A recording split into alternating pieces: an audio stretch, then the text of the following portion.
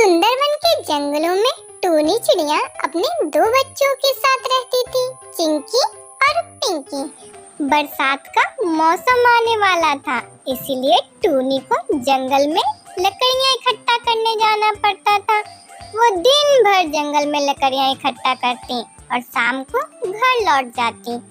एक दिन जब वह लकड़ी लेने जंगल जा रही थी तो उसकी नजर कालू कौवा और गौरी कोई पर पड़ती है। वो दोनों नदी पर मस्ती कर रहे थे।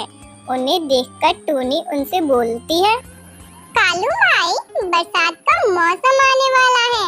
मैं अपना घर मजबूत करने के लिए जंगल से लकड़ियाँ लेने जा रही हूँ।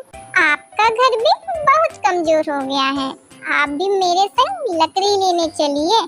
ऐसे आप भी एक मजबूत और सुरक्षित घर बना लेंगे।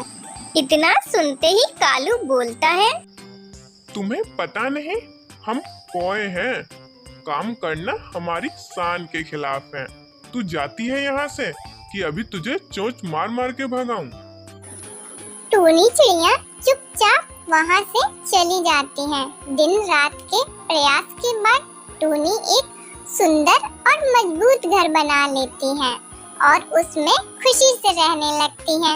ऐसे ही दिन बीतते हैं और बरसात का मौसम आ जाता है। टूनी चिड़िया अपने बच्चों के साथ बरसात के मजे ले रही थी। वहीं दूसरी ओर तेज बरसात के कारण कौए का घर टूट जाता है। कौवा और कोई बरसात में भीगते हुए टूनी चिड़िया के घर आते हैं।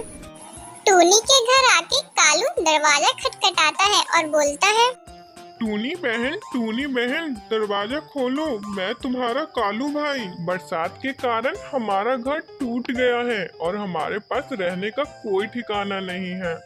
एक रात के लिए हमें अपने घर में आश्रय दे दो, कल हम अपना कोई दूसरा ठिकाना ढूंढ लेंगे।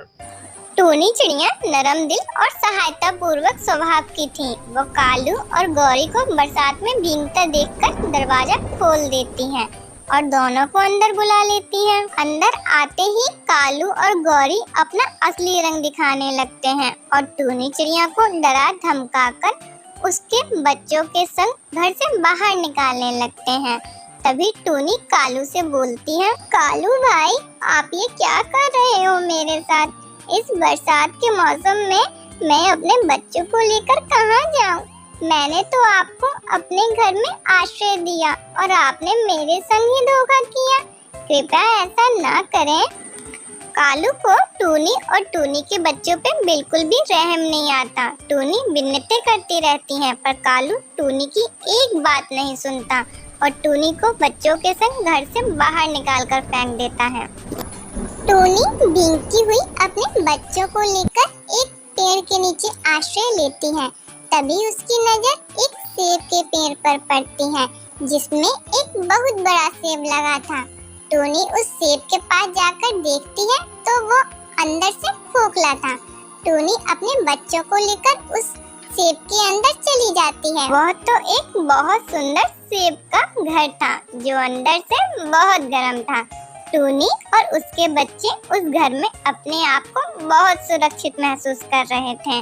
वहीं दूसरी तरफ कालू और गौरी टूनी के घर में नरम मुलायम घोंसले में आराम से सो रहे थे। तभी अचानक से एक बिजली कालू के घर पर गिरती है और कालू गौरी उस घर में जलकर मर जाते हैं। ऐसे उन दोनों को उनकी करनी का फल मिल जाता है।